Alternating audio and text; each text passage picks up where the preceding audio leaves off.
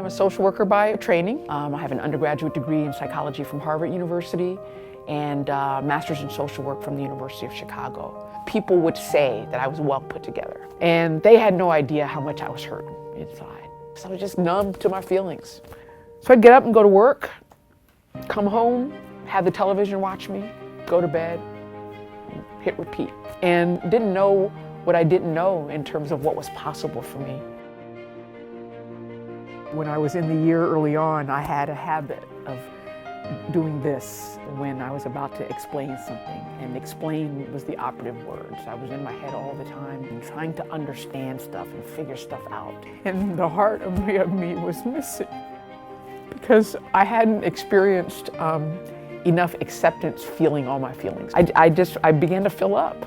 I want to share something. I'm a social worker, as I mentioned, and about 3 years ago, I had this vision, right about the time that I was starting my work here at Wright. And I had this seed of a thing. You know, in the past, I've had these seeds of ideas before. It's like, man, I really would love to do this thing. I would like to contribute in this way.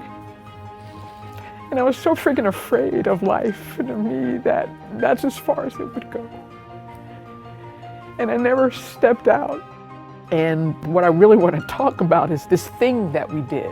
The Illinois Social and Emotional Learning Network hosted a summit, and we brought 80 people together from the Chicagoland area who have a common passion about social and emotional learning in schools and communities and so forth.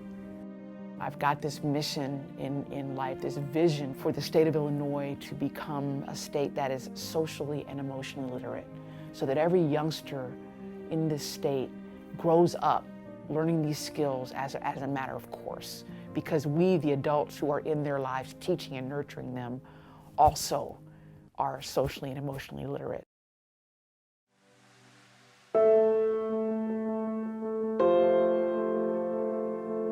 One of the hardest things that I had to learn here at the Wright Foundation was being authentic. There's so much that we get socialized into. You know, my parents were born and raised in India. I was born here in America. And so we have my family culture trying to reconcile what is American culture. And then to come here and say, you got to get rid of all of that. That was hard. And just to try to figure out who I was as a person deep down inside. And this is now how I can relate to patients as a human to a human. The clinic that I'm at now, this is the south side of Chicago. We are in Chicago Lawn. Holy Cross Hospital is less than half a mile away, and 95% of Chicago shootings happen in a 5-mile radius from us. This is the population that it serves, people that are in desperate need of care.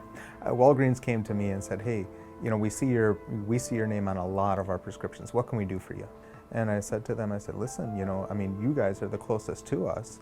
But, you know, quite honestly, for our uninsured patients, send them to Walmart and Target because of this pricing. And I think you guys really need to do something. And could we sit down and come up with something?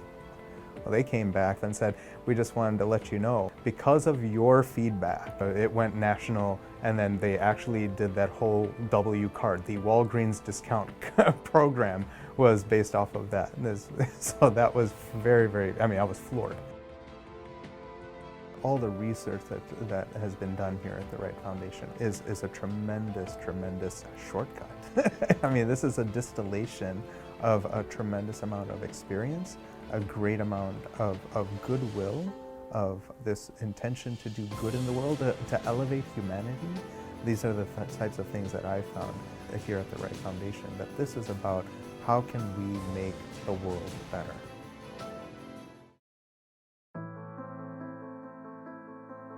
I think manhood in our modern age is a confused concept. I was constantly afraid of what other people thought, so I just basically lived a life of very careful avoidance. I was like that guy in the middle that would just never quite decide or take sides. When Sanchit and I first got married in our early years, I definitely wasn't the strong one. You know, she kind of wore the pants in the family. But once we had our first child, it felt like this emotional avalanche. Culturally, the entire family just wants to jump in. My mother wanted to stay for a month, his mother wanted to stay for a month, and in the midst of it, I started feeling very, very insecure. I know that I'm a good mother, but You know, sometimes honestly, when I speak to my mom, I doubt myself. And I started to realize that she is very vulnerable at this time, and I didn't know how to have her like really lean on me. I had to get a lot of support through the work at the foundation to learn how to be stronger as a man and actually own the relationship and say, you're mine, this is our child, this is our family. And it took me a lot of doing to get to that place. And as I did, she started to like melt. And it was the first time, I mean, my wife, when I first met her, she had not cried for 11 years. So I feel like the first 8 years of our life was just the thawing process. He was really creating the boundaries that I really wasn't able to make at that time. Like putting limits on, okay, how much time will family come over? Or even when family's spending time, comments that family members would make, he would step in and remind me of, no, this is what you wanted. And with that strength, there's a balance of the softness that comes out. And I feel like that's been the biggest transformation that I've seen. It's funny because I feel like I'm falling in love with him again because he's a completely different man than he was when I met. So I was born and raised in Bangladesh, and I literally feel a pull between my heart and that piece of land.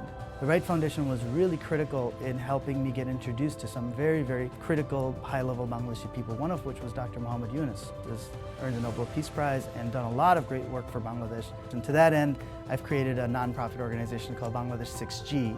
6G stands for 6 generations, which is thinking 6 generations out forever.